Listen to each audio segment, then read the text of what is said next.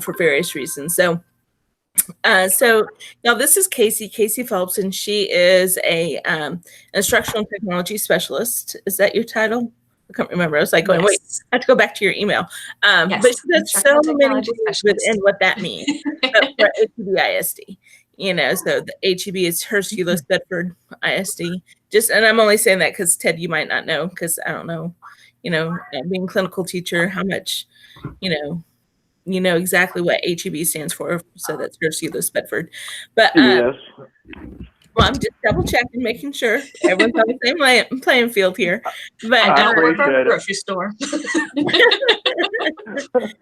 So Casey and I have been working together because she's also a wonderful Nat Geo, National Geographic Society guru, and she does a lot of trainings for them.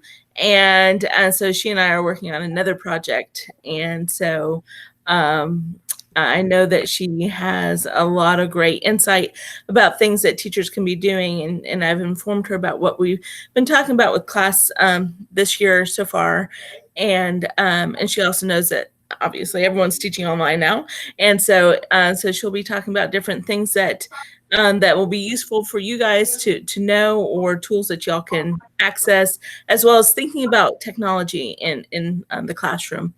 And then working with students for higher order thinking and differentiation, that sort of thing. All right. And I'm going to be sharing a lot of resources. So my presentation is going to be a shortened URL. You're going to get that on the first thing. So when I start sharing my screen, you're going to have all that information, everything that I send. The notes are in the slides. So if you're trying to remember what something I said about that, it's all in there. There's just a lot of different pieces. Some of them you're going to go, oh, I've heard of that. Oh, I've used that. It's really just find the nugget that is going to be important for you right now, and look for a nugget that's going to be important for you in the future.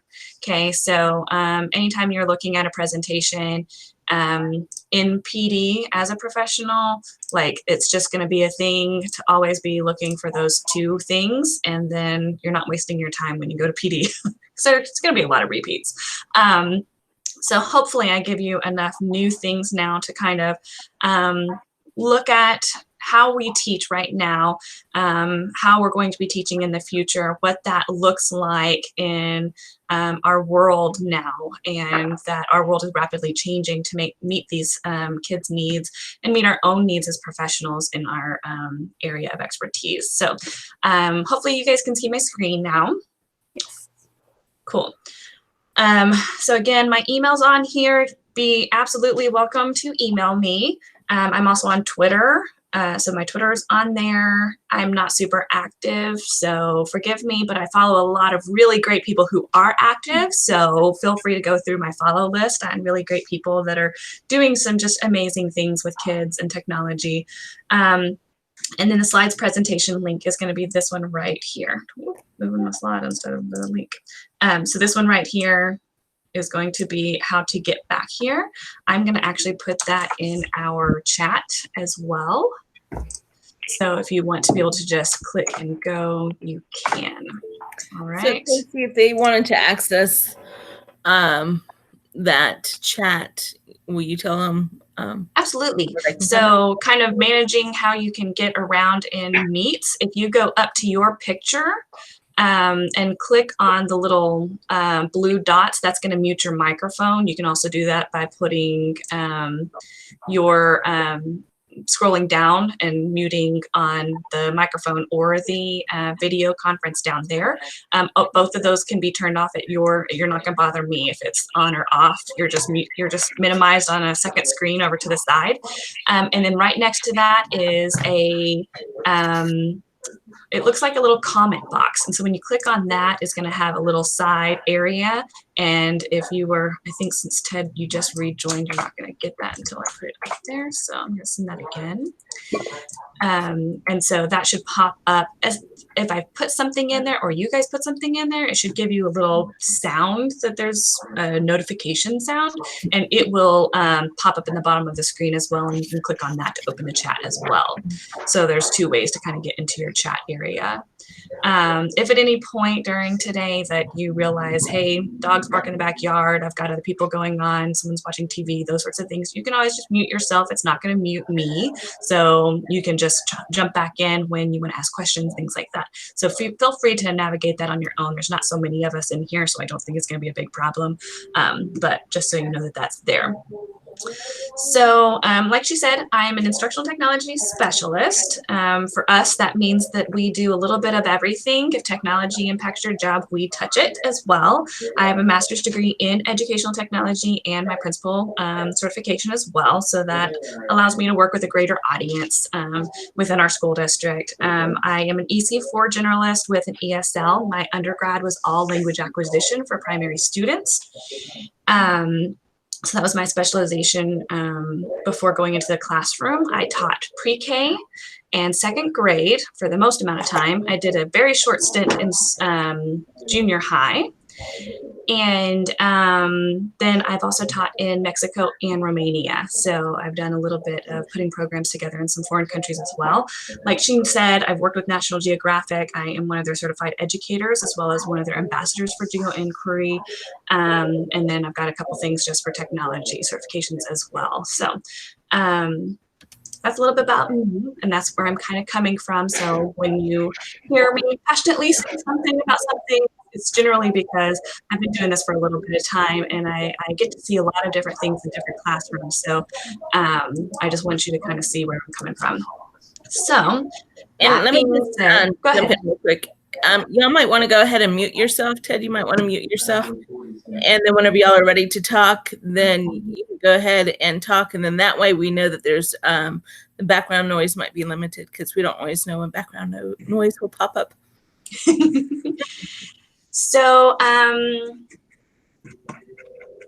student learning objectives are always going to trump technology. Technology is not going to drive our instruction. I really want to kind of make sure that we start with the right mindset that when we talk about technology, technology is no longer an engagement strategy. It can be engaging, but most of the time our kids are thrown at technology in their homes, things like that. Their access is much greater than it was when, you know, we were kids and when we were first accessing things in the curriculum. So it's exciting more for us because it's still novel, it's still new, we're still learning all these new things. For them, a lot of this is like, okay, yeah, I mean, we've been doing this a long time. You know, Instagram is just a thing.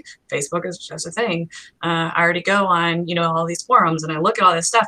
They're not as motivated because it's just part of their life. So I love this quote because it's all about just, I mean, it's like socks and shoes. It's just part of their daily life that you know, they take for granted. So when we're putting it into the classroom, it's like, yay. It's not always going to have that engagement factor that you anticipate them to be having. So engagement is actually a byproduct of great instruction. Okay. It is not a technology integration. And technology is not going to turn you into a great teacher or a great behavior manager. It's going to elevate what strengths you already have in your teaching repertoire. It's going to take what you do and make it that much better. Okay, so I want you to think about technology as an elevation, not as your engagement. And I know that that's not always the most popular mind shift to think about, but when you think about it in those terms, you are going to be much more successful in how that is looked at by your kids. So this guy, and I actually brought my book with me. You can see all my little tabs and all the little notes and everything in here because I've read it so many times. I mean, it's like framed because I've read it so many times. This guy is all about Hattie's research in best practices within the classroom, meaning no matter what you teach, no matter what grade level, no matter what subject area, they're best practices because they are the best way to reach the most amount of students, or the best way to reach kids who are unengaged, or the best way. And so when we take best practices, you're not going to be best at all of the best practices. You're going to take those and you're going to use those in ways that fit you as that teacher. And so I like the way he kind of puts, okay, well, maybe you are a sage on the stage and you're fabulous at it. me as a classroom teacher, that was not me, which is so funny now because what do I do all the time? PD. So I'm standing in front of everybody talking at you. Um, but, you know, when I was in the classroom, I'm small groups. Man, that is my bread and butter. Like I can do that all day long. I love like the nitty gritty of really digging into, you know, kids' needs and putting them with their peers and you know, just really elevating that experience for them and individualized and diverse learning for them.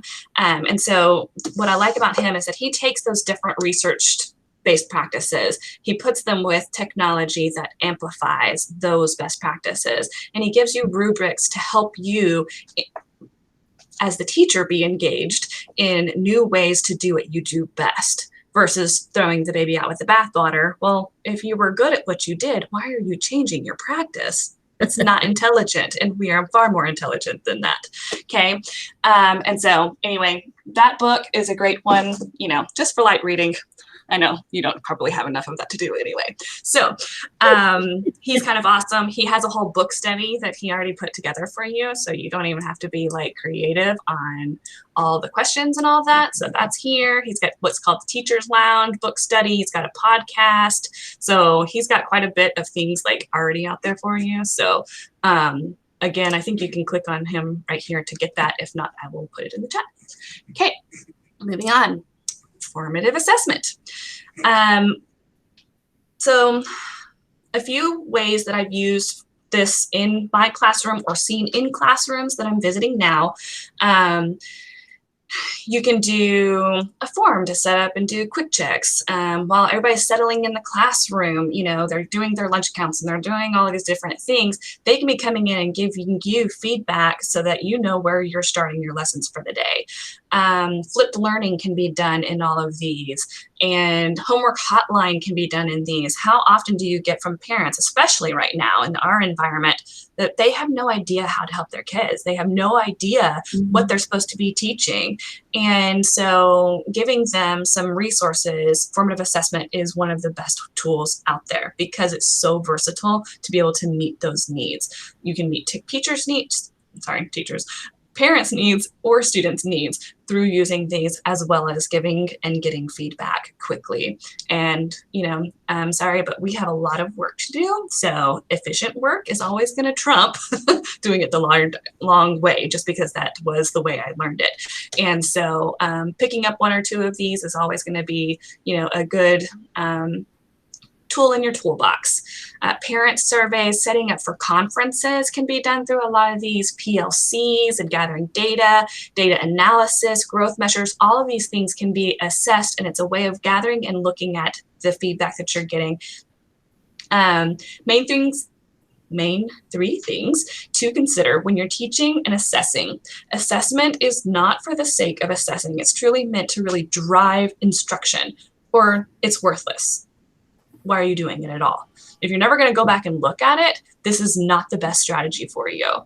You might as well just hand kids a worksheet, throw it in the trash as they walk out of the classroom. You're giving them the same amount of impact. Okay. John Hattie has a ton of research on the value of feedback, monitoring progress, how you model this for kids, and how it actually sets them up as an internal language for when they're becoming adults. So he's kind of one of my go-to when I'm looking at teaching practice and how that impacts kids long-term. So you'll probably hear him. But no matter what those things are, you might be the sage on the stage, but you might excel at it. You might be a whole group instruction. You might be small group instruction. You name it. Those things can still be impacted by giving good feedback. Okay, so that as a best practice is always going to elevate what it is that you do well in the classroom. So when I'm looking at short cycle or teacher created assessments versus, you know, looking at larger assessments by the school district or by the TEA and STAR, portfolios, things like that, you're not always looking at a score, though it certainly has its place in our world. I'm looking for growth over time, and this can only be managed when you're comparing apples to apples. And this gets very different when you're looking at class against class, year against year. They're not the same kids. So when you're comparing those, it doesn't always mean that that singular kid is not making growth or not making the same growth, because next year you're going to have a different group of kids and they're starting at a different place. So when we're looking at some of those things, it's really difficult. School against school, grade levels, different TEKs are being assessed each year. I mean, how many of the TEKs changed this year, and in how many different grade levels? If you're looking at a single, pre-K to 2, I mean, you got writing, language arts, some social studies, and science have all changed within the last 2 years. And so we're not masters at any one of them anymore because it's changed just enough, or it's called a different thing, or now it's added to this one or this one, so when we lose some of that background, it becomes even harder when we're looking at assessments. So quickly making valid assessments are going to be even more important. A, keep everything short. No more than 5 questions. If you're making an assessment and you have a choice, you are making an assessment with no more than 5 questions. Assess a single TEK. If that is your target that you are teaching, you may be teaching 15 TEKs this week, but your main target is inferencing, and all the other TEKs are giving kids an advantage to be able to inference rather than assess, okay? You may be looking at those, you may be teaching those this week, but you are assessing on the target TEK. Most of the time, this has been identified in your school, but if you haven't gotten to that part in your teaching yet, then, just know that that's something that they will be kind of guiding you in, is figuring out what you're supposed to be assessing. So find your main target. That's what your 5 questions are over. If 30%, and this is kind of our district rule, but it's a good rule of thumb. A 30% rule is if 30% or more of your class has missed a topic, it's time for a whole group reteach. This is every kid. Less than 30% determines a small group or intervention instruction. If you want to spiral review, that is outside those 5 questions, and they are not part of the score for the quiz or the assessment, because you are only assessing your target TEK. Does that make sense? Clear as mud? I'm seeing one nod. Okay, Ted, does that make sense to you? Do you have questions about that? Oh, you can unmute. I'm sorry. It makes a lot of sense to me. Cool. I have been working this past 2 weeks with Edpuzzle, trying to incorporate it into an online lesson I'm creating, and I really like it. I mean, I can with it, I can really zero in on the objective of wherever that pops up. Anything before it with Edpuzzle, I can make sure that my students are getting it or they're not getting it. So I really like that, and the idea that 30%, you got to do something to fix that. If it's less than 30%, I think you're going to find that every time. But I do like the assessments pinpointing areas that you need to work, that needs work. And what I find too is that I say 5 questions and keep it short and simple is because in 5 questions, you're also going to be able to tell if it's a vocabulary issue, if it's a comprehension issue, or if it is a language issue.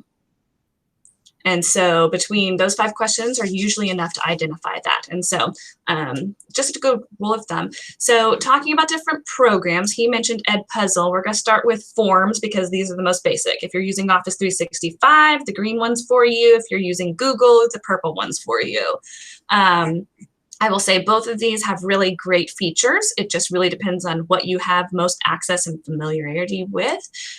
What's nice about Google Forms is that you've got blank, you've got a worksheet, you've got course evaluations, blank quizzes, exit tickets, assessments. So they've got some that you can already kind of play around with how all of the things work.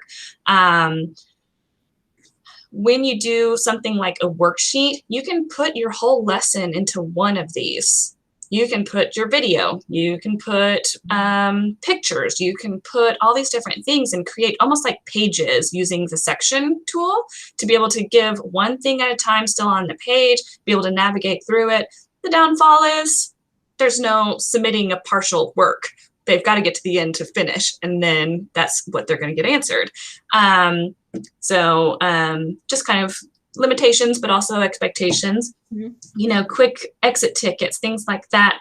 I literally would put my iPad on my desk when I was in the classroom, and while they're doing their lunch count and they're getting their attendance clip moved and they're putting their backpacks and coats away and they're getting out, you know, set on the board what all they needed to get out for the first lesson of the day. So they're getting their pencils and, you know, all of their materials to be ready for the first lesson before the announcements come on. And then they were supposed to cycle through, go to my desk, and take the quiz on the iPad. And it would just be a few little questions, and that would be for my small group instruction, and it would be over the last day's lesson.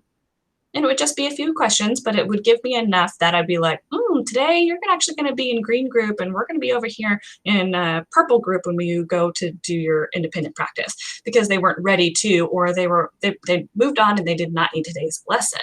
And because most of my instruction was for my little babies, and then independent practice for my ones that were a little bit more independent.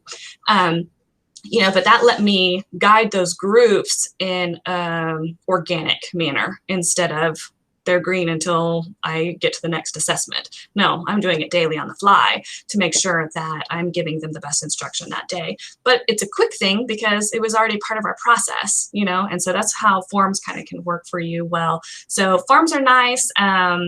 So I have little sign-ins. You can see I use forms quite a bit. There's just lots of different ways that you can do one. This one is a lesson, so we'll look at that real quick.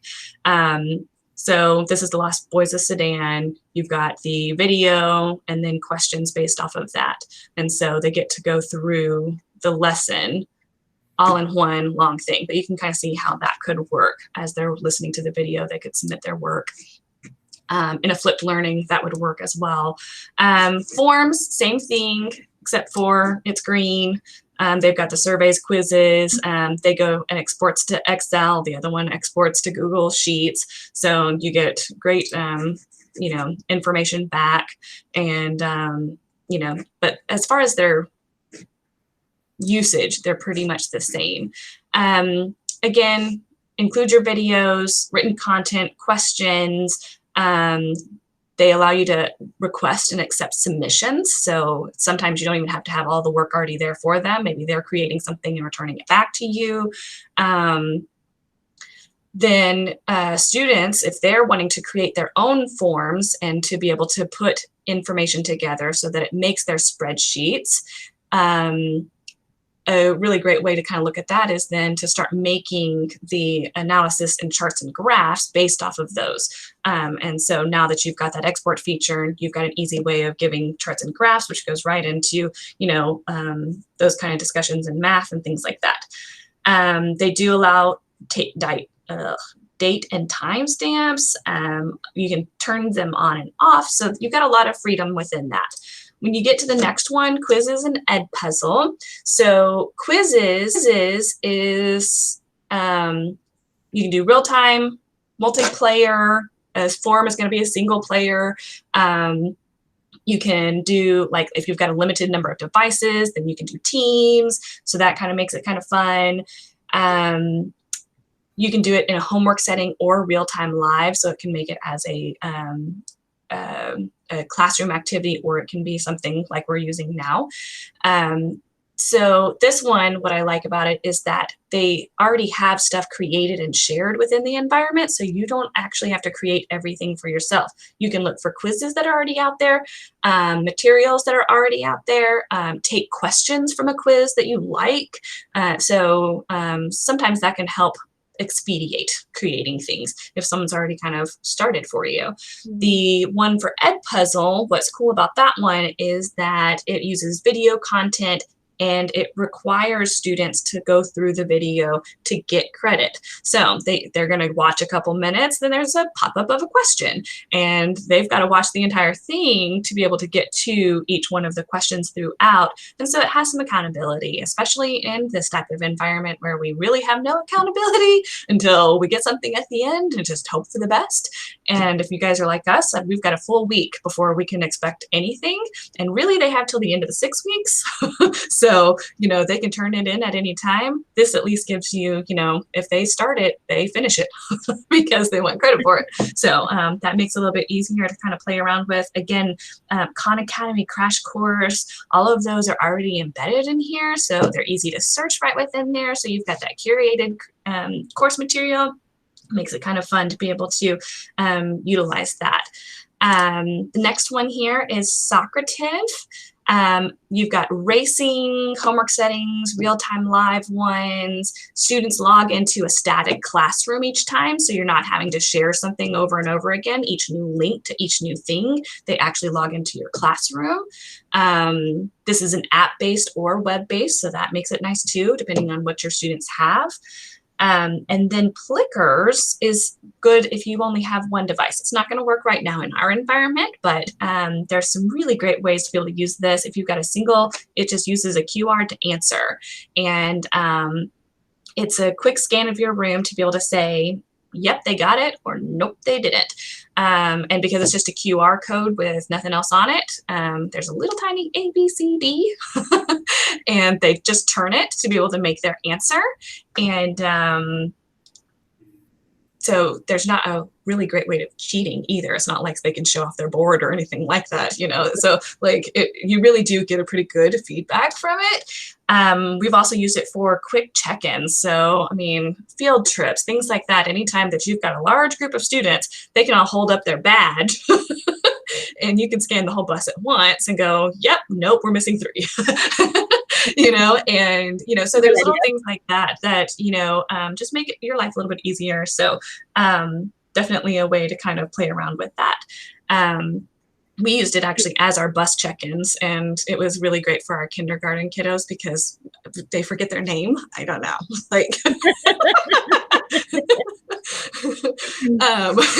they just struggle sometimes, and it's okay. So they are little. Yeah. So the next area I wanted to kind of look at was back channels. So a back channel, again, is asynchronous or synchronous. You can do it in 2 different ways. You're gathering feedback in just interesting ways. And what research supports is that when you are talking with kiddos who don't often react in class, they're not the people who are going to raise their hand, they're not going to speak out, they don't enjoy that, but you do want to get true feedback from them, back channel is going to be your friend for those kids because it allows them to have a voice in your classroom, which is so important for them. But it gives them a way that they feel safe and secure in doing so. So, giving you a good example, think we're all reading through a chapter book. They're all reading at their own pace. Everyone's on a different chapter. And you want to pose questions along the way. Students can then chime in the discussion when they get to certain things without throwing everybody else off, because they're only getting to it when they get to it. They only see responses when they put responses in. And so back channels can be a great way of kind of engaging kids and allowing them to have some independence in when they're ready to attack the next challenge. And so that can be kind of a cool way. So we are going to actually open this first one. Is called Mentimeter. It's one of my favorites. So you're actually going to go to this one right here. We're going to try it real quick. Sit there. But you won't be able to see me, but that'll be okay. So this is coming from the New York Times. What is this picture? Let me pull that over. Okay, so that looks like this, okay? And we'll talk about that in just a second. And this is what you should be able to pull up on your own screen if you went to that link.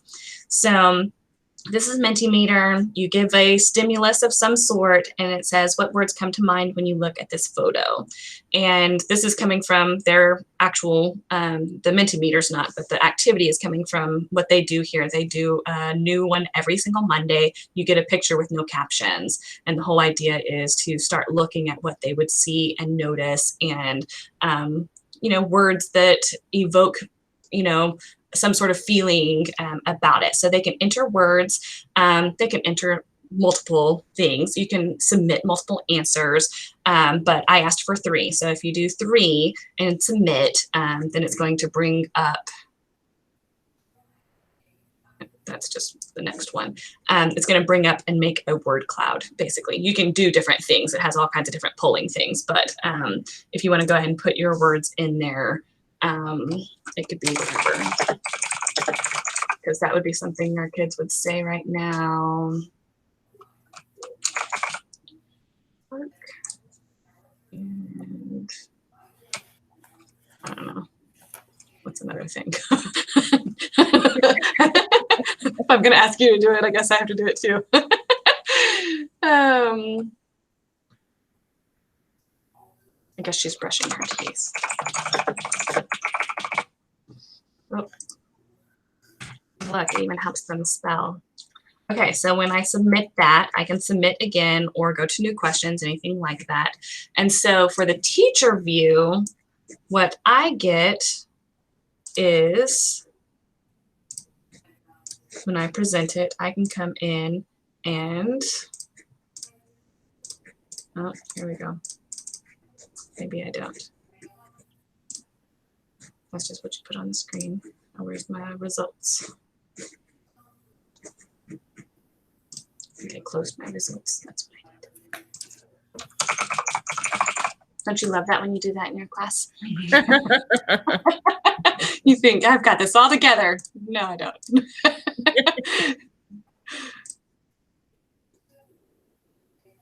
All right.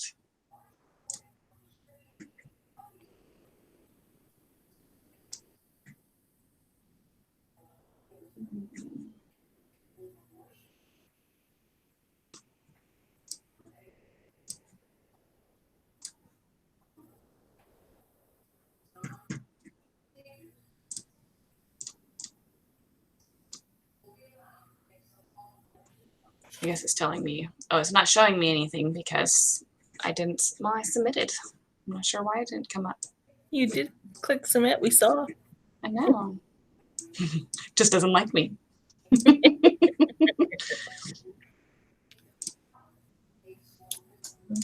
It does say thanks. I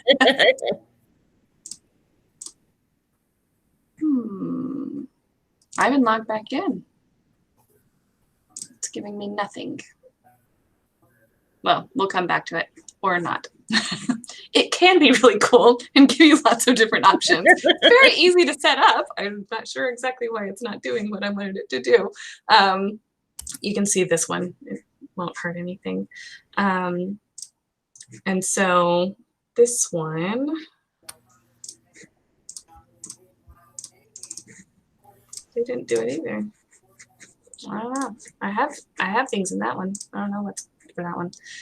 Anyway, you can do it without technology too. You can send them just the picture. So this is still cool. I'm not sure what's going on. They're doing a lot of updates. They did say that. Here we go. So what's going on in this picture? I still think that one's cool. I'm not sure what Mentimeter's doing with me right now, but we're just gonna move on. Padlet. If you've never played around with Padlet, then this is kind of just a teacher website template. If you aren't a website designer and you don't know where to start, this could be an option for you. This is one that some of our teachers used before we went to Google Classroom Google Sites. So some of ours will still have them here, but you can play around with that if you would like. This is a gallery bookshelf for first grade that you could play around with. But you could do the same thing with older books or other things that you want them to play around with or explore. So this could be a list of resources to be able to play around with. There's lots of different ways. You can also use this one as a back channel as well. So if you actually go into the back channel option, it will have a list of things and you can pose questions and then have kids respond all within the same window. So say you're doing your virtual class, you have everybody in class, they all were supposed to read an article before they got on, and you're going to discuss it in the live session. You could throw up the Padlet with that discussion board and have them be responding and seeing the responses in real time while you're on the other side checking off, yes, works, no, it doesn't, did not understand, and kind of going through that. And that might be a good way of kind of seeing, without having 50 different voices, because that's what it sounds like when they're all on, answering at the same time.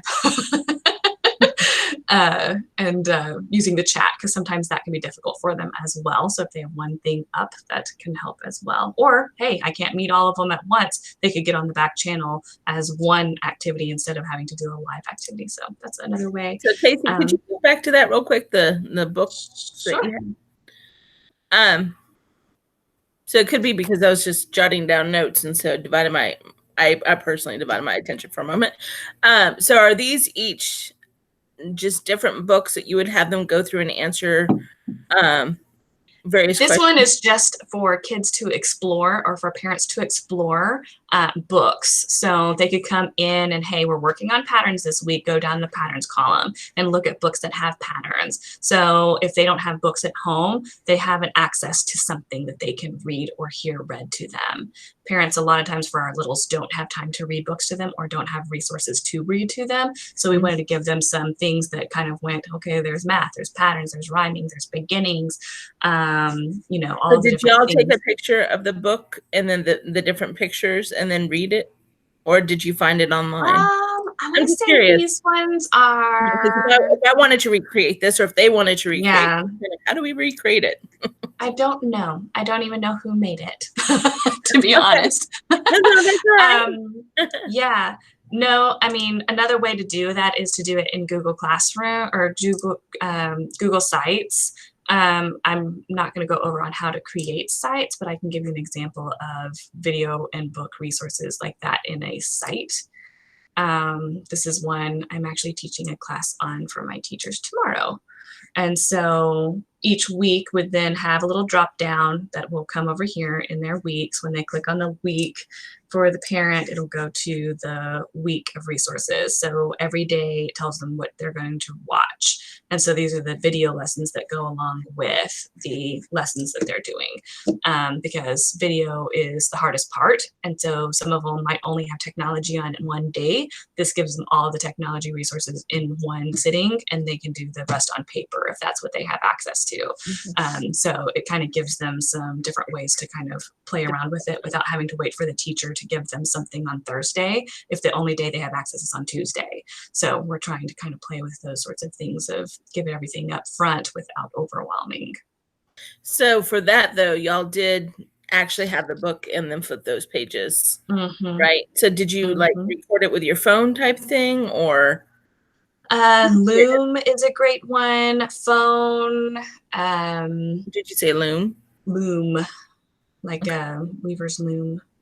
It's a great one for your computer. So if you've got a webcam, you can use that.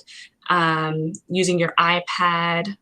I don't know if I can pull this over or not. I have this. I know that this is a rabbit trail, but I don't know if y'all were interested in that. But I was like, wait a minute, how do I recreate that?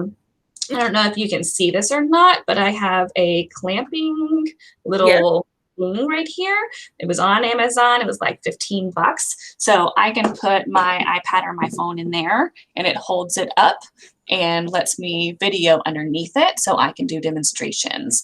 So that's it. So it shows down, kind of like a document camera. It's a full rotating arm, so I can do whatever I want to. Yeah. Okay. This is my rabbit trail, guys. I'm sorry, but I'm just like, I don't know if y'all find this interesting. I find it very interesting. I'm like, because how do I tell, not just y'all, but how do I tell other teachers?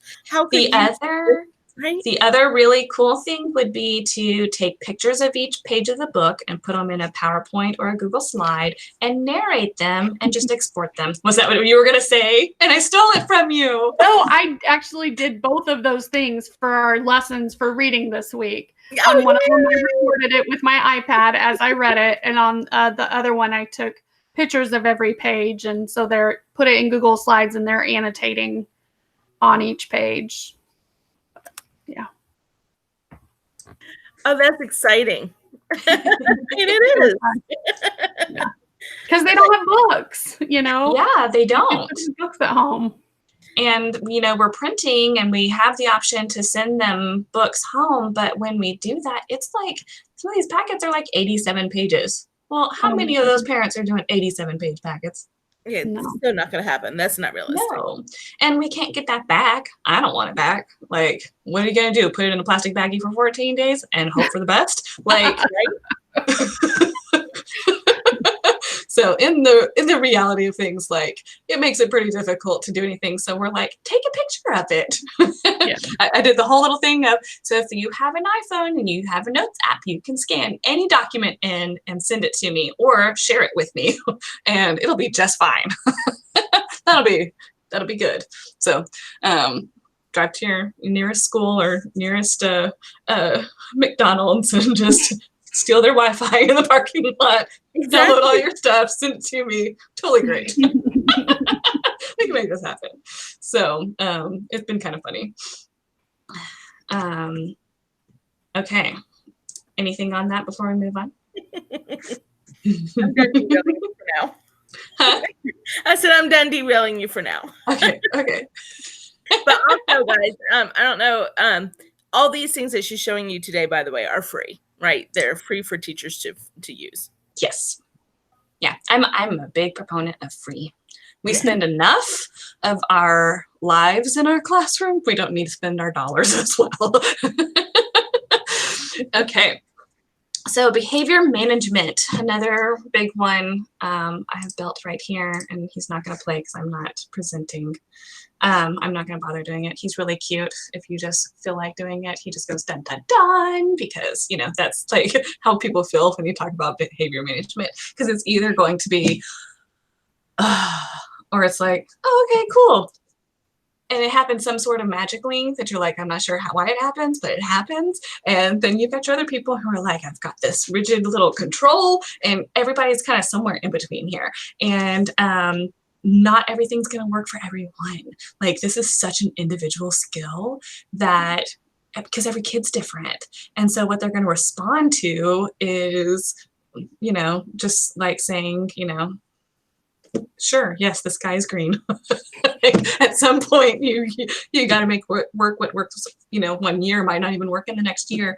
And there's 2 programs though that I would say I really do enjoy. They can be younger. So there is that. If you're working with older students, the avatars in Class Dojo can be made into a little bit older, but it may be more of a audio tool then, if you're able to kind of think in that way.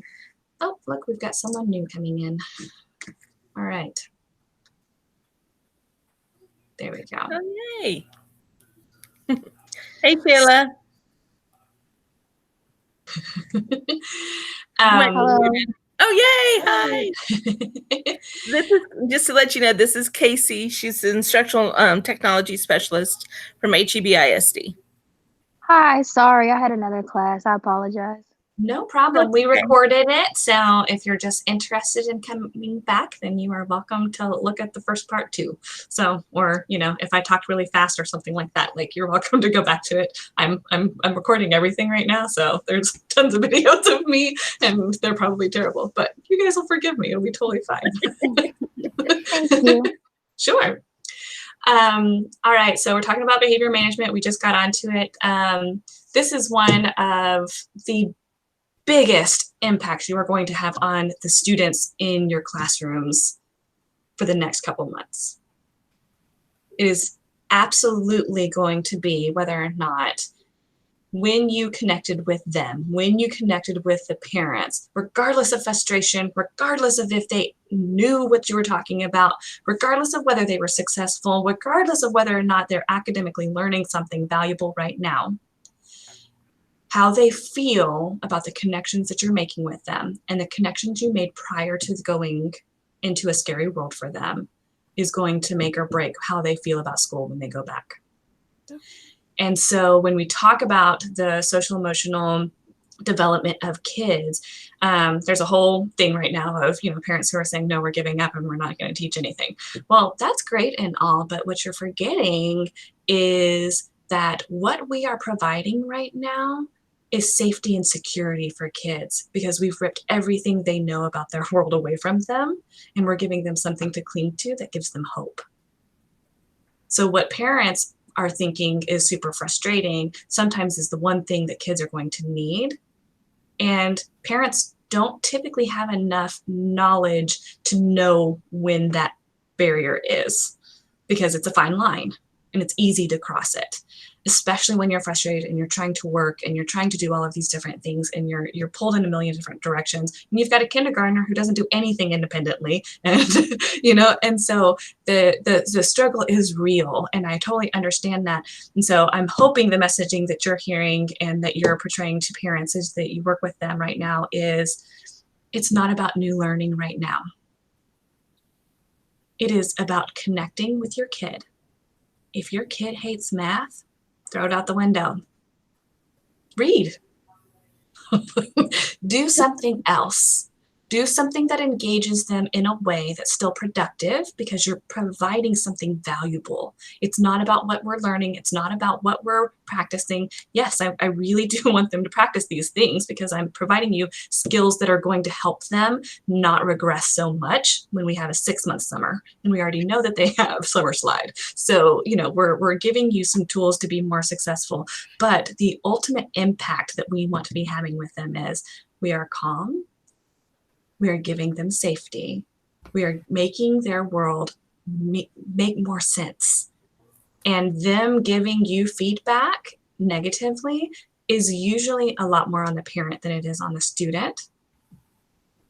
And if it's a huge thing, these are going to be the kind of programs to really outreach, because the parents themselves are in fight or flight mode. So they can't make rational decisions on what to do with their child when they don't even know the background of why teaching them sight words and memorizing sight words is going to be important right now. Or why do they need to write a how-to paper if my kid hates to write? Why is that important right now? Those sorts of things, they don't understand that, getting one sentence is great. It doesn't have to be a whole paper. I don't care if they're in 4th grade. We're not having STAR this year. Sorry, they've got till 7th grade. It'll be fine. And that's flippant in some ways, but we also have to take into a higher degree than we've ever done before the social emotional toll that it has on these little babies' brains developing right now. Our adults already have developed brains, and if they're having this much trouble, the kids who are still developing are going to suffer that much more. So again, we are providing something valuable, and it's not necessarily the academics right now. Okay, so that being said, Class Dojo is one of the options that I'm going to show you. What is great about Class Dojo, especially if you are not a very confident behavior management specialist, I will say that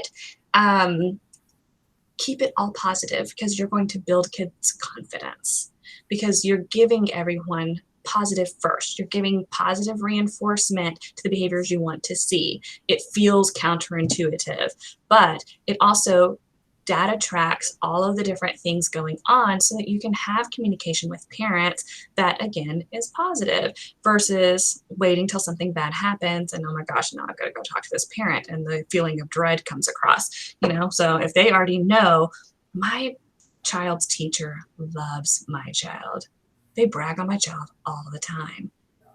When that phone call comes in, you still have that dread, but the parent is going to be a partner to this instead of throwing you under the bus because, well, I don't know that you care about my kid at all. And so that's where Class Dojo helps you manage all of that data, because you can do the positives, things like that. So one of my biggest things on here is it assigns points. You can assign points for positive and negative.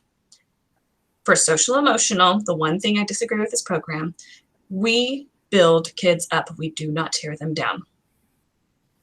Your negative should have 0 points.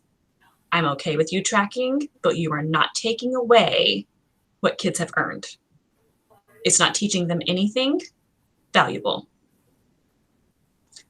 And their brains can't identify the right emotions and feelings and just thinking skills that it takes to understand those lessons. So an adult, sure, but a student, no.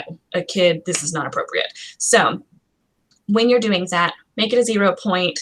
You can still be tracking behaviors. Another way to use this would be tracking 504 data. So anytime kids are still doing something in class, you can have your phone and be tracking those behaviors they did or they didn't. You're still tracking, there's still a count happening, but again, we're not having that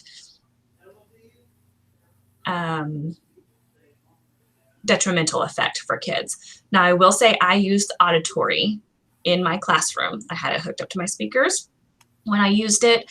And so you would hear the bing, and they would go, oh, someone's doing something right. So if you were not, they would look around and you'd see the kids who were like looking around going,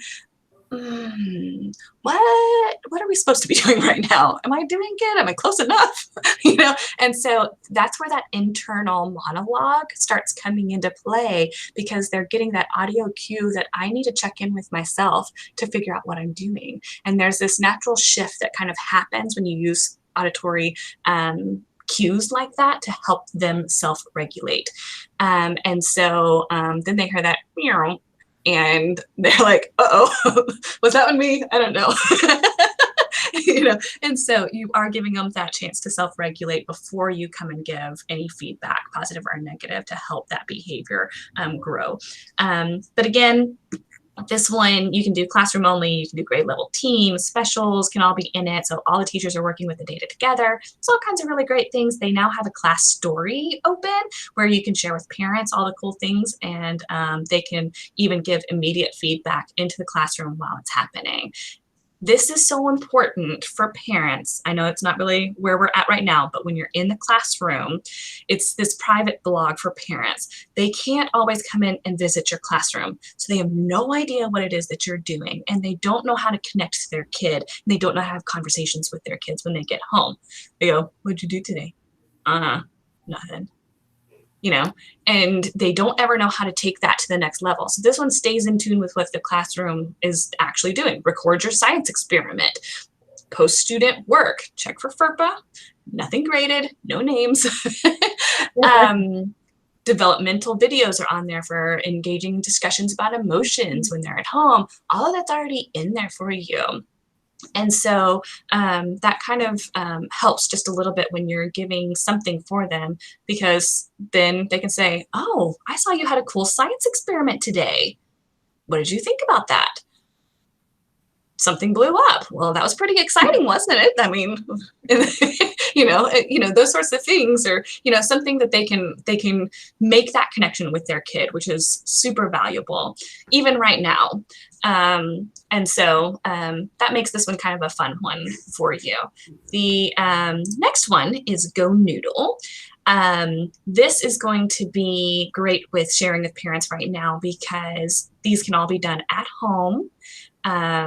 There is breathing exercises for when kids are upset and don't know how to regulate. And believe me, teachers and parents need this too. So if you're doing it with your kids, it's even better. Again, transitions, too cold, too hot, it's raining, indoor recess, you've got yoga, you've got breathing exercises, you've got all these different things, and that movement allows their little brains to self-regulate a little bit better. And I have done this with countless faculties at this point, and I will tell you that they all feel stupid when they're doing it, but I make them go through the rainbow breathing exercise with me. So I totally suggest that one, because it's completely and utterly ridiculous. You feel really stupid when you're doing it. But what happens is that everyone at the end of it takes this collective deep breath, and you see their shoulders just fall. And they go, oh, that's what this is about. I'm like, you've got to capture that for your kids and give them that. And imagine what you can do for parents now by allowing them to have that same opportunity. So those two are like my big ones. There's tons out there. There's tons of programs out there. All of them are telling you basically the same research. Kids need to breathe. They don't regulate on their own. We have to teach them how to do it. As adults, we're not great at it either. So doing it with your kids is always going to be a good option. So Marsha Tate, she's actually got a new book, and I did not pull it from my office when I got to go raid my office for supplies, so I don't have this one with me, but I put the picture up there.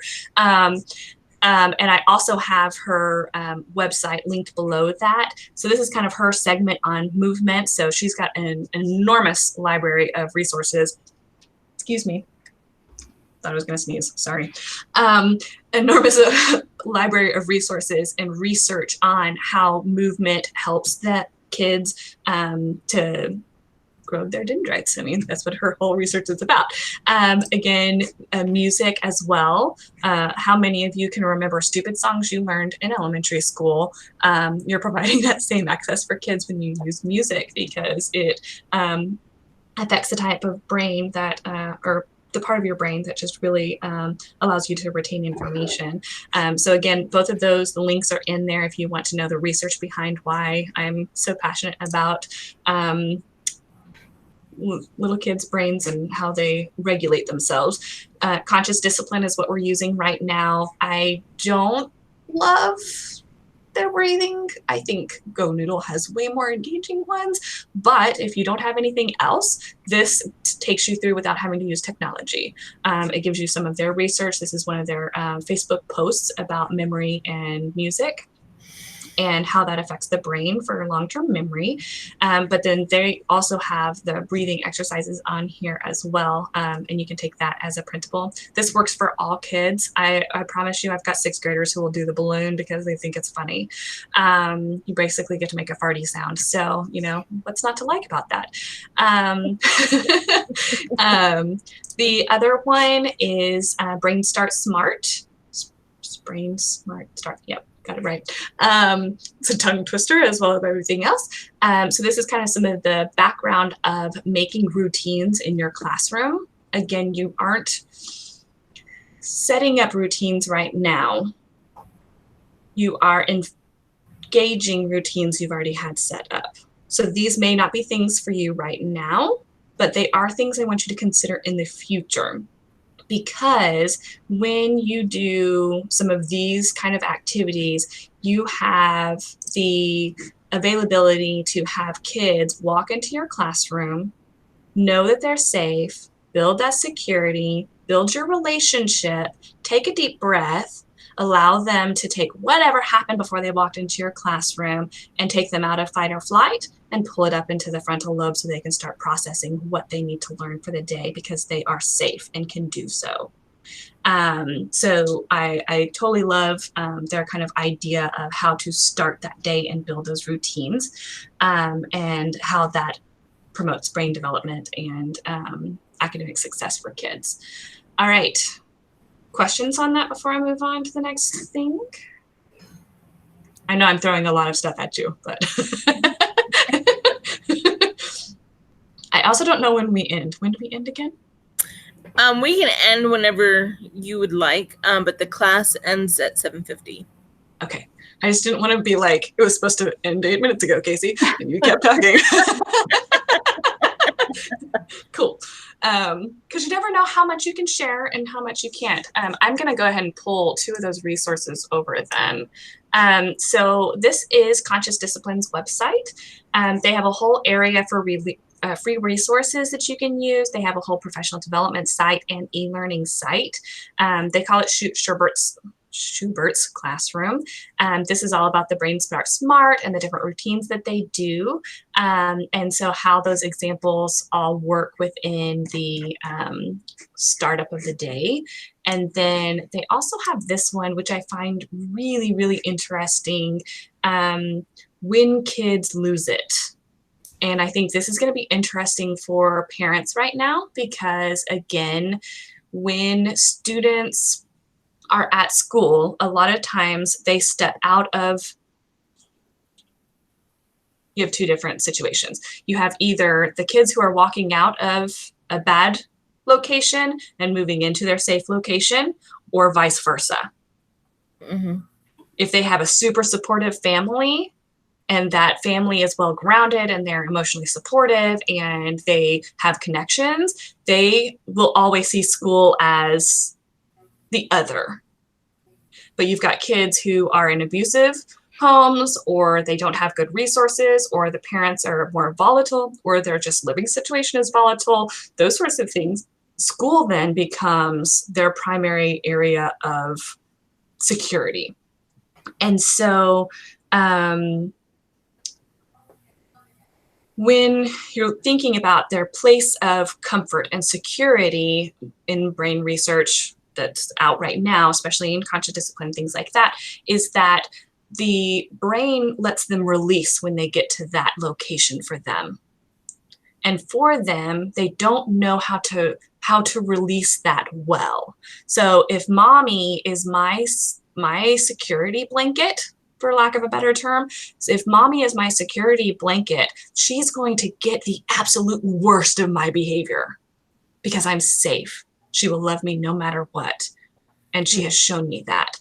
And there is safety in that. So they feel like that is an okay place to blow it all off because they've held it together until they got to their safe place. Okay. The other is kids who act out at school, but they don't have those same behaviors at home. A lot of times school is their safety. And so creating that same availability for kids to be able to blow off that steam when they do not feel safe and they're coming to their safety, you may be their safety.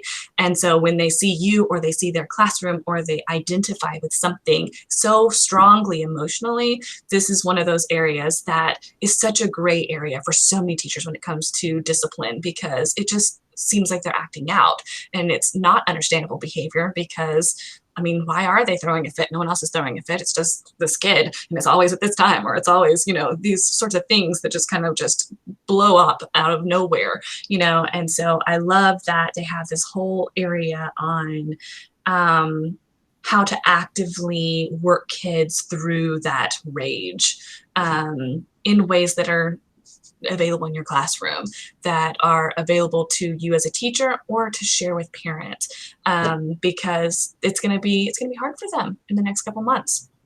A lot of our parents are used to small doses of their children. And they are ready at the end of summer to hand them back for hours on end. So we're doubling their summer potentially. And so, and no daycare.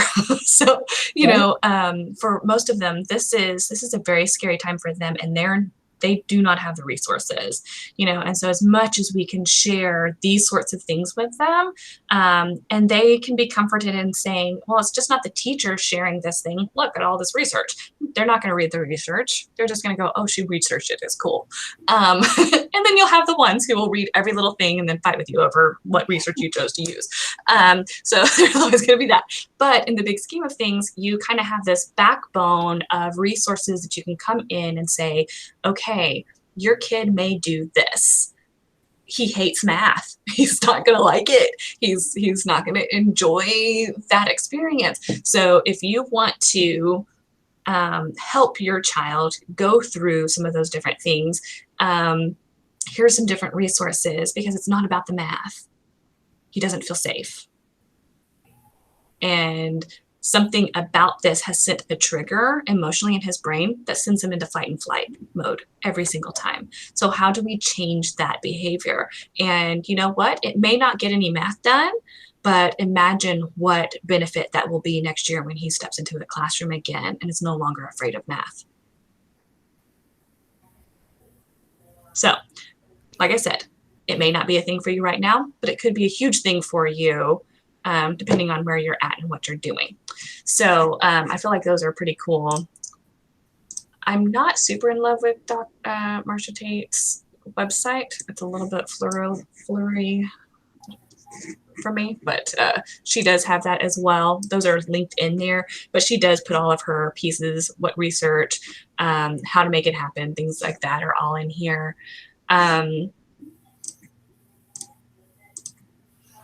But all of those are already in there. So that being said, I think we'll move on to video because I think I have exhausted all of the craziness in behavior.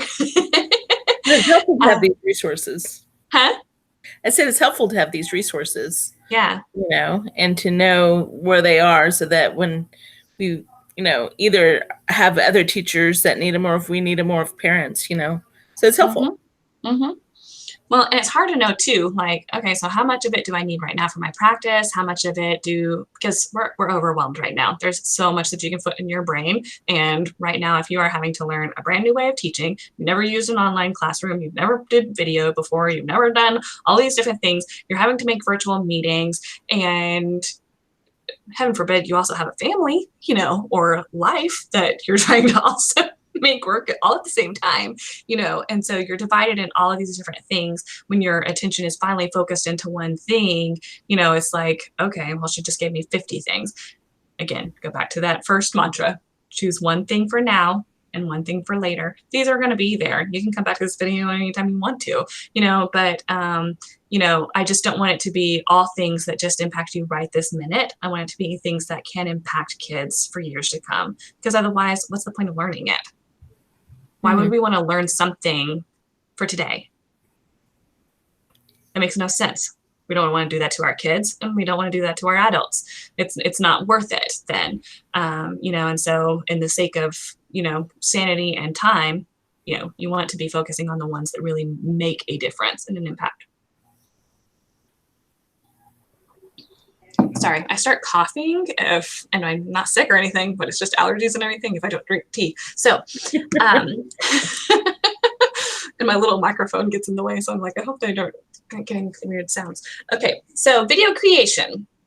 This is probably one of my all-time absolute favorite subjects, because there is so much you can do with video. Not even you as a teacher, but even our students. So there are so many great things out there. There's so many tools for you to pull from.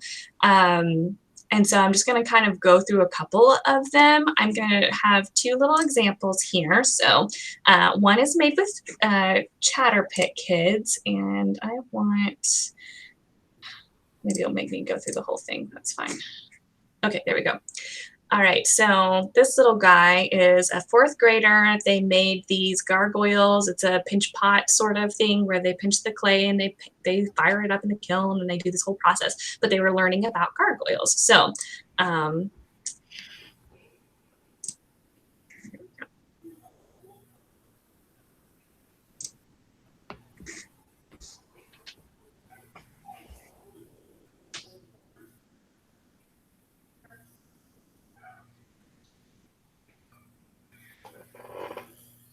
We can't hear it talk.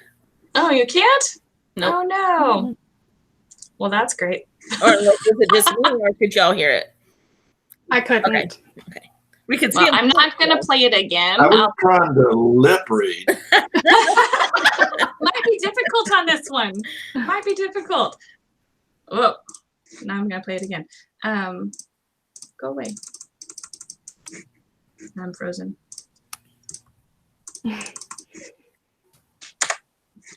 There we go. We'll see if this one actually plays out loud. I'm not sure. Mine is turned up all the way. Is that better, worse, the same? The same. No? Okay. We can see it, but Okay. we can't hear it though. You can watch it another time. That's fine. So he just gives facts. This one's called Chatterpit Kids. What it allows you to do is basically just draw a line on a picture that you've taken, and it moves the mouth while they're talking. So it just kind of makes a mouth for them, and it can be anywhere. It has all kinds of little emojis and stickers and all that kind of stuff. So you do have to kind of go, all right, so we get the sillies out the first time we use it. And then the second time I want actual things. I've done this with kindergartners, and they had to take a picture of the main character in the book. They had to give the main character's name and one fact or thing that happened to the main character in the book. We did it on quotation marks as a quick assessment for quotation marks. And again, they took took a picture of the page, they read their sentence, and if they kept reading past the quotation marks and said he said or she said, we obviously didn't understand the concept of read between the quotation marks. Tell me what the character said. And so, you know, and we practiced it and did it, so they knew what they were supposed to be doing, but, you know, there we go. And so there's just fun little ways to kind of make that happen, because then the character's mouth is, you know, making that little. This one, it's just a sight word. So basically it says the word, it spells the word, the monsters move around the screen. It's all made with PowerPoint. It's not fancy. So I wanted to give you 2 examples of made with different things. Both of them are loaded in YouTube. YouTube has made it pretty simple to upload things now. The hardest part is making your channel. So really, in the big scheme of things, YouTube has come a long way for a low-end user to be pretty successful with it, which is kind of cool. Another way is to host your video in something like Google Drive or Safe Share, a couple of those different ones. The thing I found out with Google Drive this week is that if you have a whole lot of people logging in at the same time and watch the video, it limits who else can see it. So it throttles you. So I was like, I guess we're going to go back to YouTube. But there's certain things that you do want behind a firewall or a secure password or something like that, even if you are sharing it with kids, and copyright violations, things like that. You know, just make sure that you're protecting yourself. You do not want to put yourself reading and not know the copyright laws for that individual publisher and or author, and then put that out there for everybody to see it, and then get your whole thing shut down. Not that that's ever happened to any of us, but you just. Yeah. 3 weeks ago. I now know the rules very clearly, though. Yeah. So they shut you down because they said you copyrighted? Is that what it was? Yeah, I that first week when we were out, I started reading a novel to my kids because, you know, just for them to hear my voice and for us to have something to connect over. And yeah, the publisher took it down, had it removed.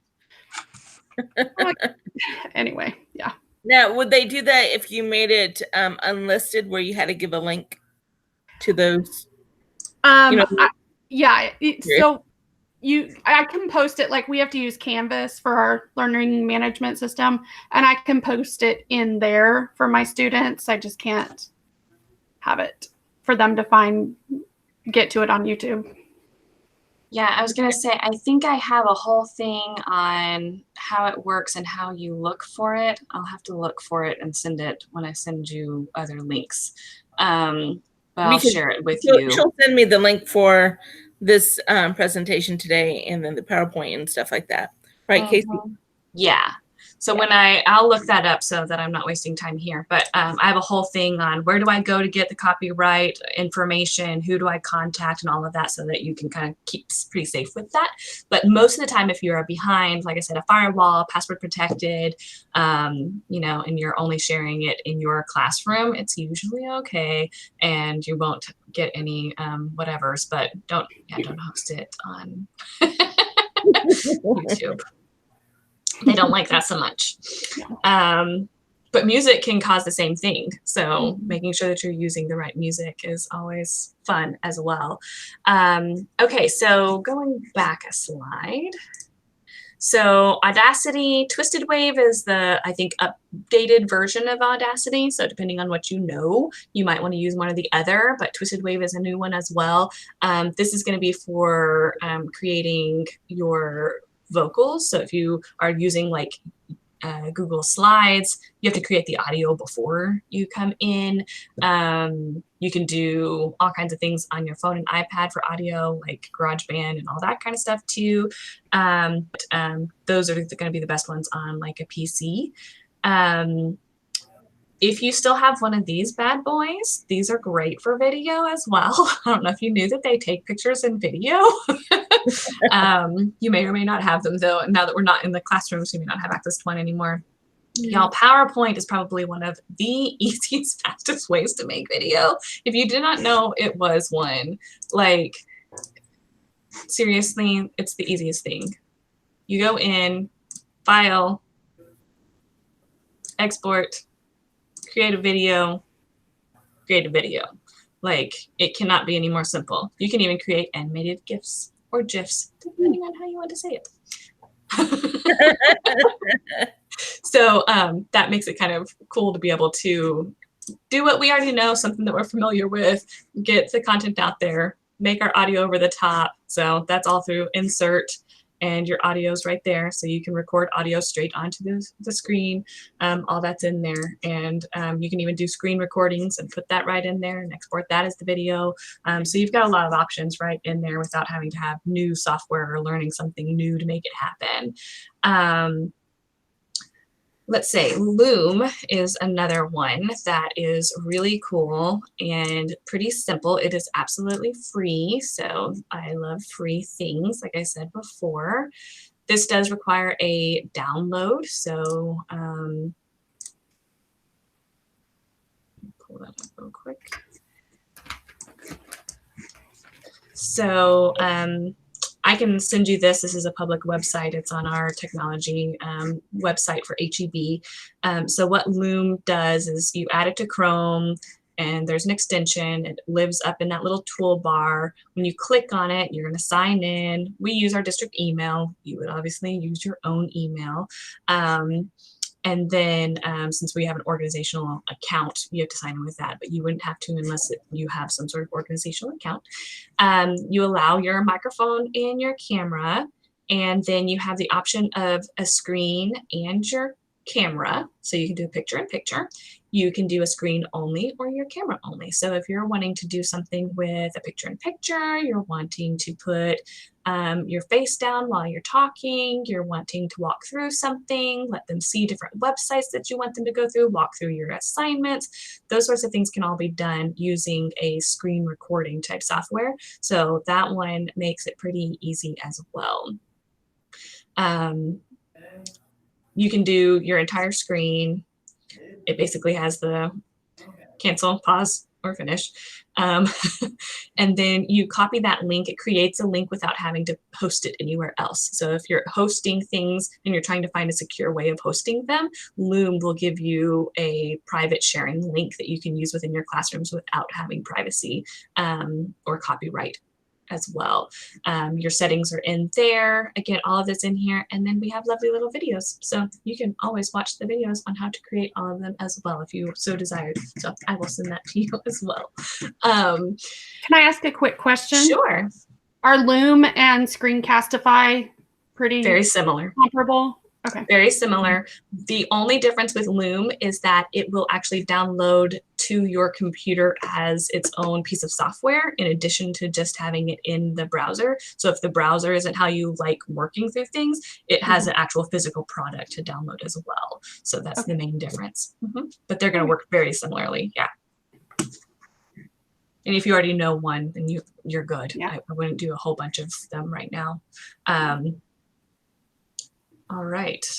Again, you can use a Meet just like we're in right now. If you have an educational account like I do, you have to allow people and accept them in if you are outside of your district domain. So just kind of keep that in mind. They're changing it rapidly, so things change all the time. And so even today, I'm like, within me sending her the link this afternoon to this evening, like my link had already gone dead. So little things, you know, that used to stay open, but I know why they're doing it. They're fixing things to help teachers manage, you know, because how many of you want to have a live meeting with your students and then realize that all of them got back on without you? And parents didn't know. It would be great, wouldn't it? So I know why they're doing it, but it makes it harder for me to get stuff out to people when you're not in their domain. So kind of funny. And there's a scheduling feature and all those kinds of different things within this. And like you can see up in the top, there's a little recording button. So I'm recording it, so you could record anything. So if you wanted to do a live session where you're reading to kids and things like that, and you're interacting and getting questions and things like that, all of that's doable within Meet. You don't even have to invite anyone. You can just record yourself using it. So that's also an option as well. So you've got some options when it comes to making videos with that. So two of the apps that I have on here, and I've got a whole lot of new apps. How many of you guys use some sort of Apple device? Because I don't want to go over them if that's like not what you guys use at all. You're okay with that? I do. Okay, so on the iPad, Chatterpix is the one that I showed you. That's this little guy right here. If you look at this little icon, this is Duck Duck Moose. He's a provider. He has a ton of stuff out there. They're all free. There's one that's called Draw and Tell. There is the Chatterpix Kids. There is a fairy tale princess storytelling one. There is a superhero storytelling one. It is a little bit engaging for more of your younger kiddos, but I'll say my, sixth graders still thought it was a lot of fun too. So because it has a poop emoji, so why not? You could probably get away with it in junior high, probably. I'm not sure about high school students. They may still like it. I don't deal with them nearly as often, so I can't say for certain. Photo Speak, this one right here is kind of creepy. You can upload any photo and it will give them facial features and move their mouth and blink their eyes. So say you want read a poem of George Washington, you can have George Washington reading the poem, obviously in a weird voice because it's my voice, but he can be reading it. And yeah, it's creepy. It's like portraits come to life. I mean, it's the coolest thing ever. I've done it with a chipmunk, and we wrote a poem about a chipmunk. All kinds of different ones. And so that one's kind of fun. Again, it's free, so, why not? Kids like creepy.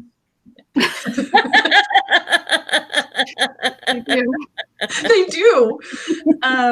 Okay, so Clips is another one. It's called Clips. So if you're not great at photo editing, this one includes music choices for you that are royalty free. So those are safe for you to upload. So you do not have to worry about copyright on that, which is kind of nice. You can record it from there. It has little intro thirds and all these different things. So if you're wanting all that kind of cool, crazy stuff in your video, but you don't know how to make it happen, Clips is for you. Then another one is sock puppets. If you've ever seen them, they're little sock puppets that they put on the screen with the background, and they make little voices like this. For me, it's very annoying. I'm not going to use that one so much, but some people totally love it. So, and the kids do like it. So, whatever. Maybe not a graded one for that one. Because then I don't feel bad for not listening to them. Puppet EDU is a really great one. It makes it very simple to make videos and more instructionally sort of things. You can take pictures, you can take video, you can write on them, that sort of stuff. And so that makes it kind of cool. There's one called Stop Motion. Stop motion is cool because you just upload all of your pictures in it and you take the pictures in it and you move the little things and it makes your stop motion video. We had a kid who imitated the principal doing the announcements last week using stop motion, and he did it in Legos and it was the best thing ever. I mean, he did the whole thing, word of the day, word problem of the day, the pledges, and Wow. it was great, like so great. It was probably one of my favorite recordings of announcements ever. And it even started out, this is me, Melissa. And then it went, just kidding, this is so and so. I'm taking over the announcements today. So it was really cute. That's cute, very creative. Yeah, so kids have been having fun with that. And then, of course, iMovie, GarageBand, there's tons of stuff out there. And if you're just wanting to learn something new, like those ones are great because they've got so many cool things. iMovie now does green screen. So if that's been something you've wanted to play around with, like pictures and video in front of green, like Walmart, y'all, green tablecloth, it's the best thing you can do. And so you layer the videos on top of each other. You literally just click, green screen, done. And the green disappears and whatever's behind you is behind you. And so, yeah, it's kind of fun. So that makes a really easy way to do some green screening. You said in iMovie you can do that now? Yeah, I know. Does it matter what color green? No. As long as the entirety of the background is the same color green, because you're just going to pick the color you want it to go away. Right. Yeah. Mm-hmm. All right. Yeah. Fun. I know. Because you can be the character in the book. Like, right. How fun is that? You can be on the map that you're sharing with your kids. Act out what you think the next part of the story will be. Predict, right? And act it out. There you go. Yeah. So those are kind of my top ones there. Video on, if you're wanting to do something on the computer still, or the iPad, depending on your kids don't have access to both types, or they only have one or the other, but you've got the other. Flipgrid is also a great one. I don't know if you guys have played around with Flipgrid or not, but that one is great for especially kids that need oral response to things, because they can give you a quick oral response to things. And your EL kids, y'all, they need to be practicing speaking in multiple languages. I'm not saying that the Spanish is not important, because it totally is, or the Arabic or the French, but they can practice that at home all day long with people who speak natively in their home language. But to practice speaking is one of the lowest things that kids are getting on TELPAS rated for. And since we are not really getting a lot of data on TELPAS, because we were in that TELPAS rating window, they may not have had any of those assessments. So we're not going to know where any of them are going into the next year. Having that time to practice is super valuable, especially because we won't assess them again until the middle of next year, potentially. And so giving them some great ways to speak with you in a fun way. I had one of my music teachers is doing Masked Singer. And have y'all seen the game show? Okay, so it's a thing where the pop stars and people who actually sing, it's not even just pop stars, it's rock, like band, musicians, things like that, come in a huge costume and they sing not their own work. And you're trying to figure out who they are by their voice alone. And so she's having her students in her choir do the same thing. And so they're getting on in full costume and performing for their class, basically, which is really cute. And then she had teachers get on as guests. Oh my gosh, it was the best thing ever. I might have gotten to sneak peek some of those. They're not for violations. Oh my gosh. Yeah, just died laughing. It was so great. But yeah, so Flipgrid can do some pretty amazing things of getting responses back from kids that are pretty creative. And sometimes you just need to hear from them, and sometimes you don't want to hear from them. This can be a great way of building positive rapport with their classmates as well, because depending on your student population, you do have to know your students to make this work, but you can have them do video pen pals, and you can give them basically partner work, but instead you call it virtual pen pals because, that's cooler. And you can use that to really help them go back and forth with their peers, because they listen to their peers way more than they listen to us anyway. So then if one peer is responsible for the first question, the second peer is responsible for the second question, and they can go back and forth. They can do writing that way and do peer editing. I've got like a peer editing tic-tac-toe, right? So then they've got to find they've got to go back and forth on the other person's writing and cross off the tic-tac-toe to see who can get, 3 in a row or whatever. And so little games like that can be super fun, but it's just whenever they can get on and play, and so they can play with different people, have their work up there and get feedback, which is really cool. Because that's kind of what all the grading about is right now, is really just feedback. What can I do differently? How can I change it? Did I get it? Didn't I get it? Because let's be really honest, unless they were really, really, really doing poorly before we left for the break, they are very likely going to be moving on to the next grade level.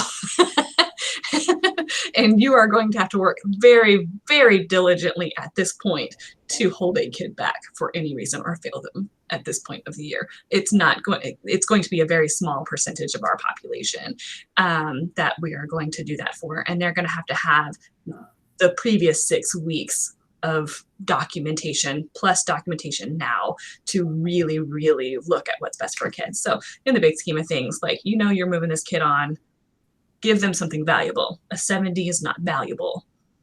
Telling them, hey, when you're talking, I noticed this, this, and this. When I asked the question, I was looking for this, this, and this. How do you think that meets the same requirement? Or do you think you could give me an updated answer? That way you're still engaging them. They're still having to do some critical thinking, and they can have an opportunity to be more successful even within the same environment. So video makes that kind of possible, which is really cool. Yeah, so that's exactly what I was going to mention. Casey's using these tools, especially in this environment, where you kind of captured it nicely, that pretty much you're wanting do no harm atmosphere, right? You want them to at least retain what they've had, to this point. And if they learn more, great. But it's going to fluctuate so greatly, even within school districts, because it's going to depend, even if they have the same policy, it will depend upon teachers and then student access and things of that nature. But especially across districts, because there's different levels of access, both from school districts and from personal homes. Mm-hmm. So how can they use these online tools to help either encourage parents to help their students have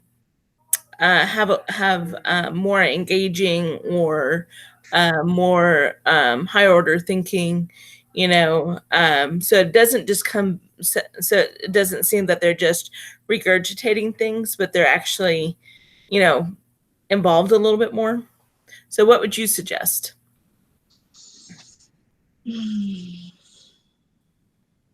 Well, on video, it's very easy to tell if they're regurgitating. Right.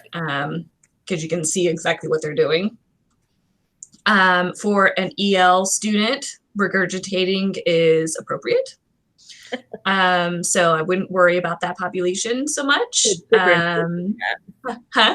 Differentiation on that. Yeah. That's why it's a hard question. Positive communication. It's going to boil down to relationships you have with kids and relationships you have with their parents. And if you already had a shoddy relationship with the parent before we went into this, like, making amends now, it's really far too late. So how to mitigate the damage on the kid is really, you're just, it's going to be one of those things that what I see from parents right now is there's so much communication and there's so little real information happening. Okay. Mm-hmm. And they are inundated with this teacher, this teacher, this teacher, the principal, the school district. And then, oh yeah, if you're in any other classes, they might get this, this, and this. And so if you're a high school student or a junior high student, you're looking at 7 periods a day sometimes, maybe a 0 period.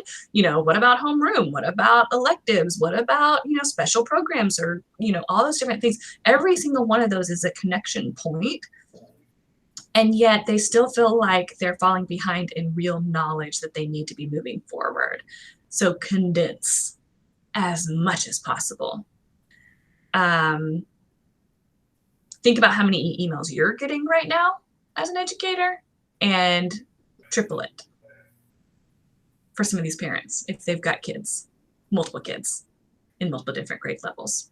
Because not only now am I getting it for Johnny that's in 7th grade, and I'm getting it from the 7 teachers, and oh yeah, he's also in this small group ensemble for band. So now I've got 2 different things going on for that one. Each one of them have their own classroom. Each one of them have different due dates. Each one of them is putting assignments in. And so I've got that one kid. Then I've got the kindergartner who can't do anything independently whatsoever.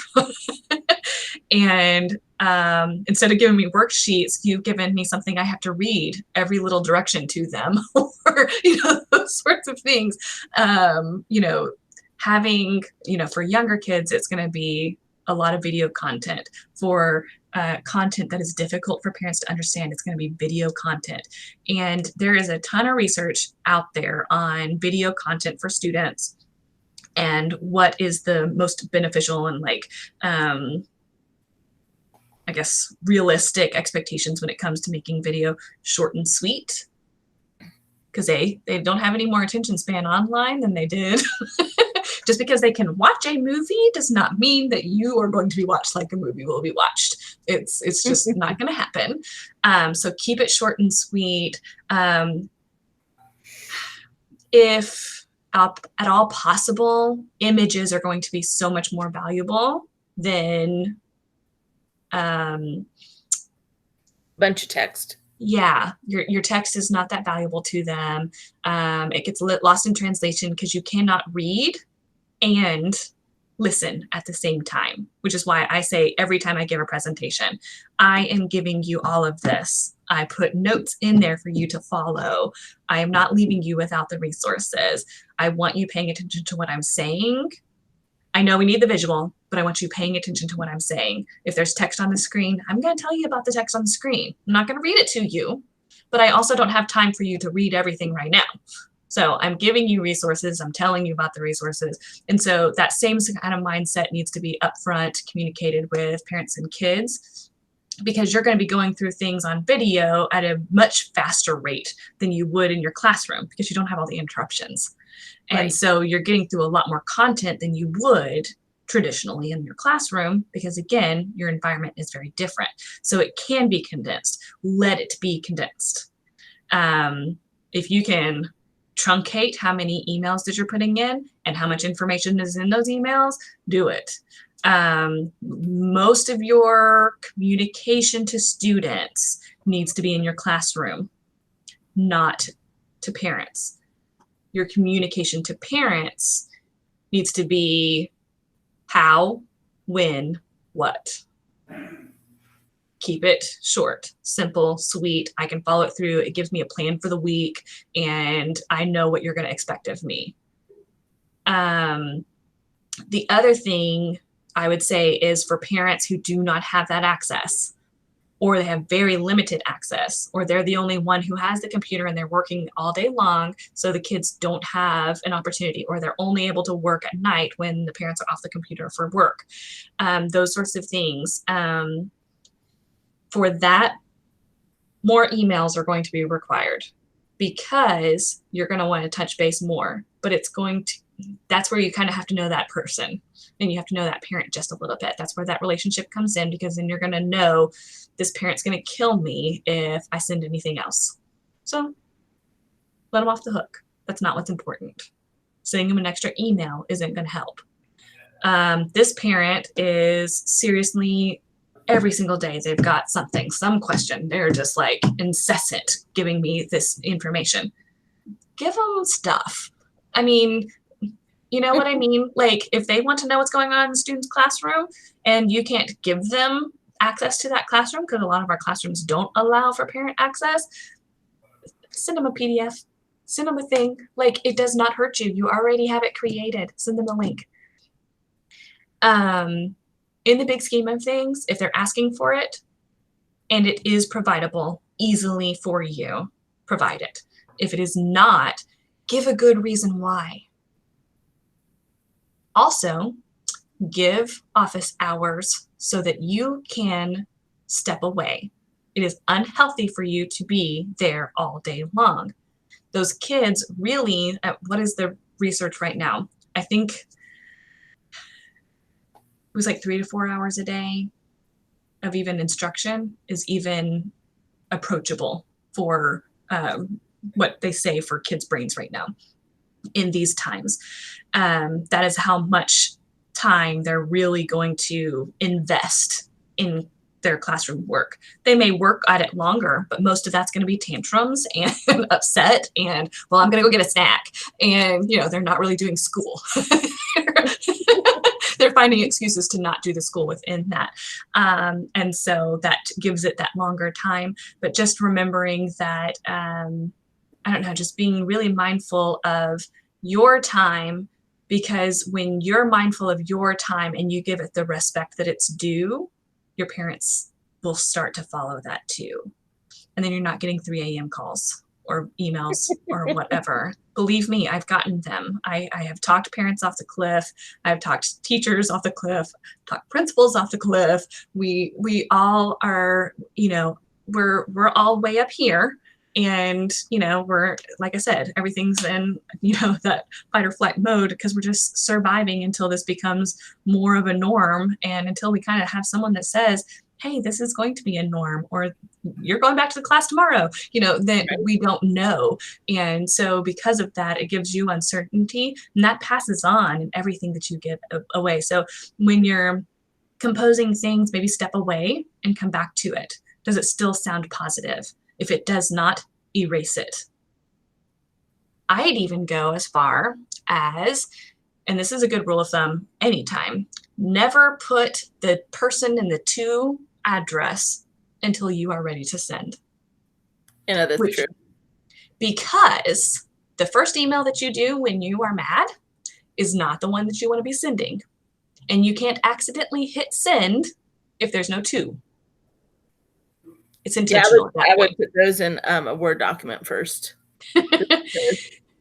And so, but it's just one of those things, that I've seen professionally that you, as long as there's nothing in that too, you can write anything in that blank thing as you want to, because you can't hit send accidentally, and you can't do it in anger. You can't do any of those different things. And then you can say, you know what, we're going to draft this for a while, come back to it. That is going to probably save most of the communication with your parents right there, because you have given yourself a chance to go, what are they really asking? Have I read it? Am I reading it through the right lens?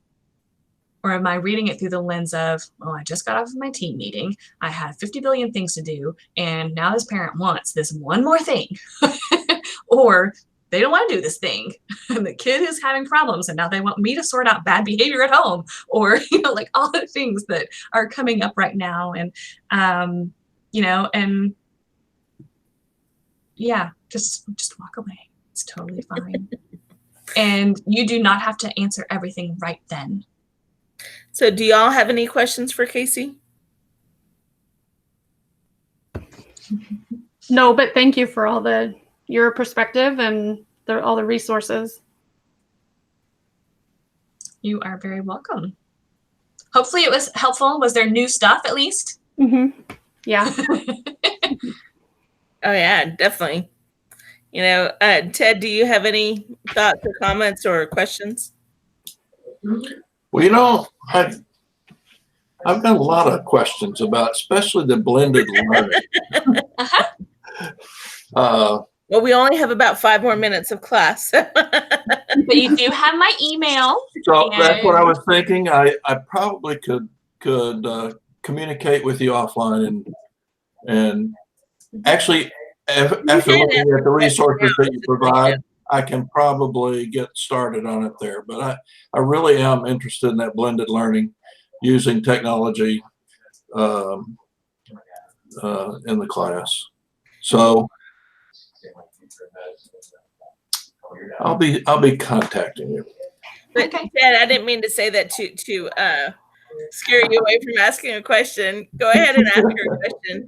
Ted is also, he's a middle level grades 4 through 8 math teacher.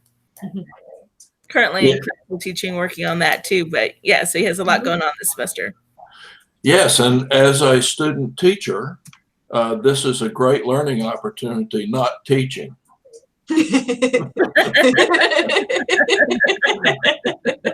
It's working out in ways I never expected.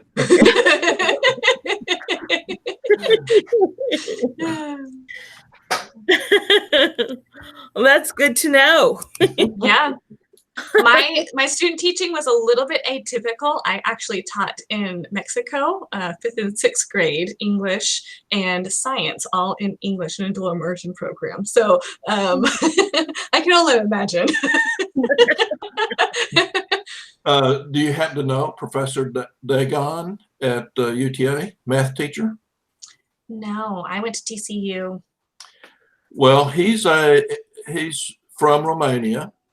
And my Romanian friends that I have here in Arlington knew of him through the Romanian church in Euless. Is it in Euless? Yeah. So anyway. Oh, interesting. They have a really cool festival, a Romanian one. And I know, yeah. Honey. We had a real good friend who was having babies all the time, and they would have the christening and a big party there. And she ended up with having enough kids, and we're kind of disappointed in the whole thing. She could have several more. So,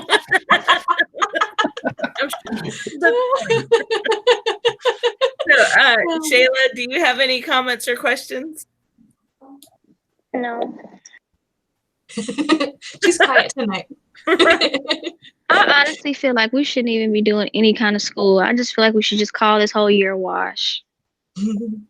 Personally, I think it's too much on us as teachers, parents, kids. My whole 5th period didn't even turn into projects, so I'm just kind of over it. No, that is frustrating, right? You know, especially because you don't have a lot of control, right? So I can see where that might seem frustrating. But I think that even though it is trying and difficult, you know, I think that it's important for them, at least for the socio-emotional point of view, right? That they would be really lost without it. And I think that it helps provide some sort of sense of normalcy. And it does keep them at least engaged, thinking that school is important. And even if they might not practice everything like they're supposed to, or get everything right, or get it all done, they're still putting their best foot forward and trying to, or they're putting a foot forward, maybe a toe. But but they're needing to have that, you know, because it could be that, you know, we end up going back to school, right? That we're not going to have 6 months, that they might just say tomorrow we're going back to school and we're going to take the next 2 months or 3 months, whatever, April, May, and June. So let's just say they say you're going to have an April, May, and June in the school. You know, I'm not expecting that at all. Just FYI. I'm not expecting that at all.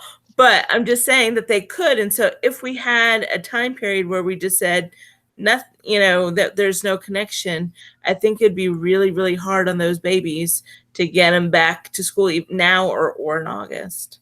I think I'm more concerned because of the predicament that I was in. I'm more concerned, which is weird and it makes me feel kind of bad, about my 3rd graders that I left behind earlier this year, as opposed to the 6th graders that I've only known for 2 months or so. Mm-hmm. So I'm just in a really strange situation. No, that makes sense. She switched jobs in the middle of the year, you know, and so and different school districts, you know, so. And it's my first year teaching, so. And it's your first year teaching. I mean, you have a lot. This is like not the first year that people wish on anyone. Yeah, you know? and I'm just gonna say, the big thing right now is that you do not have real strong connections with your kids like you're going to have in the years to come. You didn't have that time to make those connections just yet, and that's what you're experiencing. Don't let that marry into your frustration.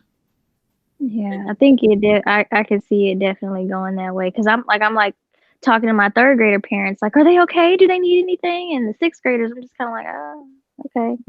And sixth graders are not going to be as engaged right now. That is not your fault.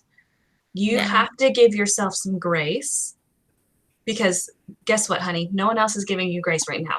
Everybody else is going to expect everything because they don't know any better. You are, I love this. This isn't my words. I'm totally stealing them from someone, but I thought it was one of the most profound things right now to be said. You are the best sixth grade teacher that these kids are ever going to experience in a pandemic. Yeah. Let's hope. Yeah, you're right. There is no precedence here. There is no way to hold you up against some other unworldly standard, because there is nothing else out there for you to be measured up against. We've never done this before.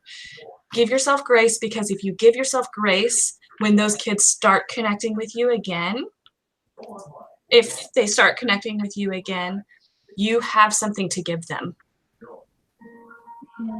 You know, and just to piggyback off that, we don't always realize when we connect with students. Sometimes we connect more with them than we realize.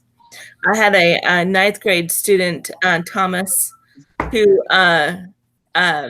he is now almost 30, and he still keeps in touch with me. He would come in and he was kind of like always in the dumps, sat in the back of the class, was kind of always just sort of a dark person, you know, and just really sad but grumpy, and would kind of bite your head off, kind of freshman boy.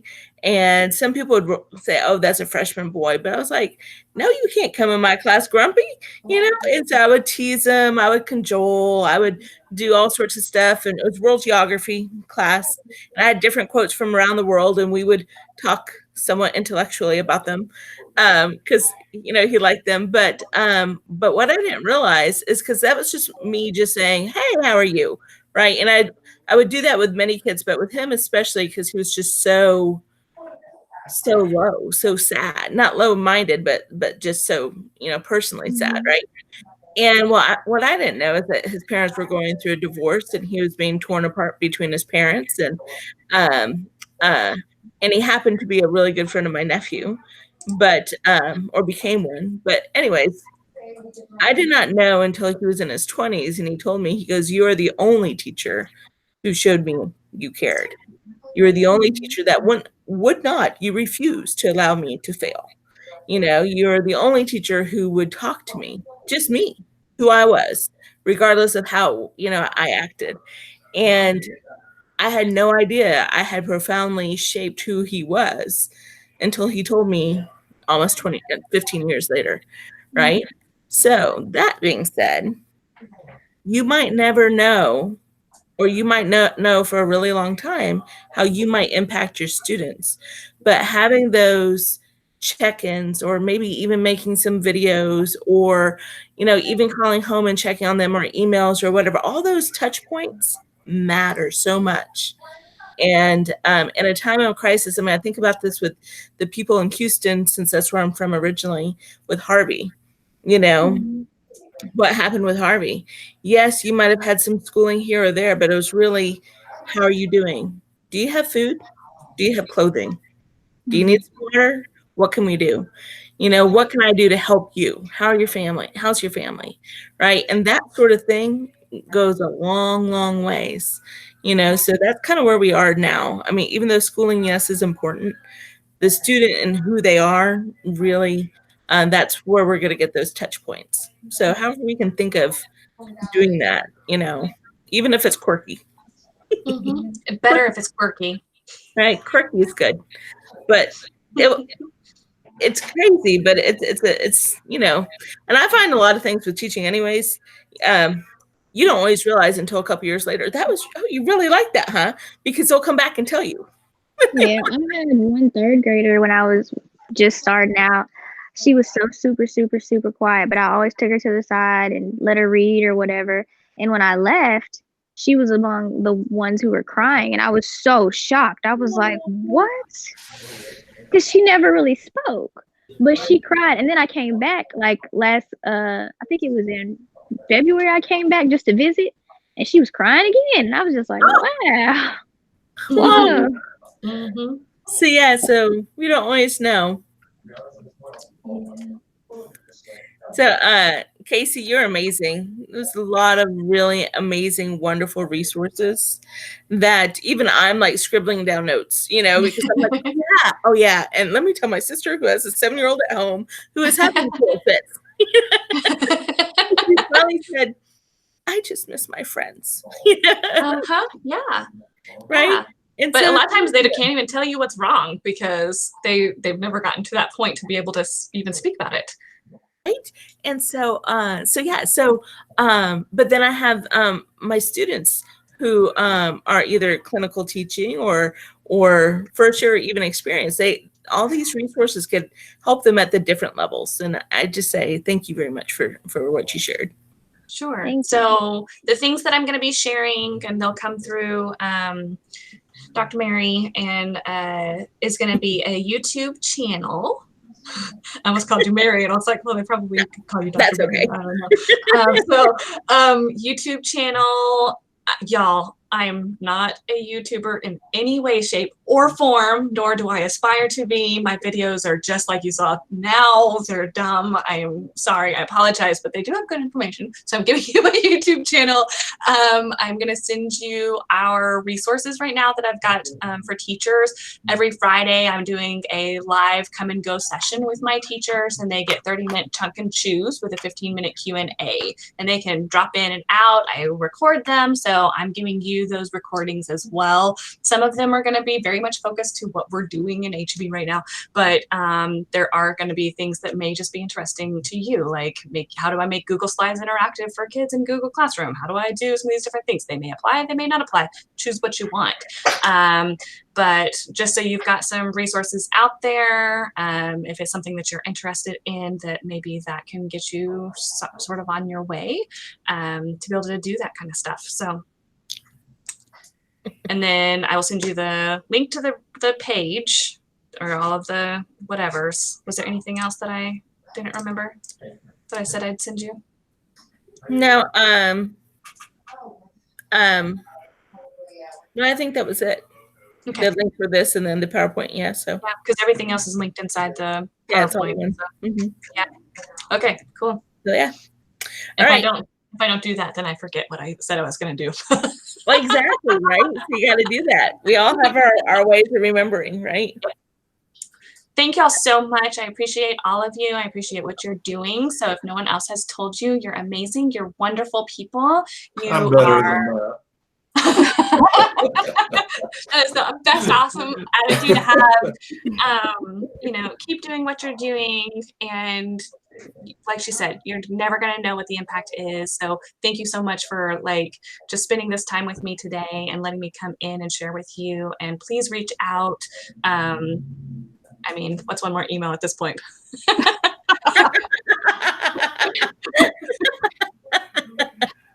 If we can't laugh, right? Yeah. Well, thank you very much, Casey. Sure. I appreciate it. Sure. Have a great evening, y'all.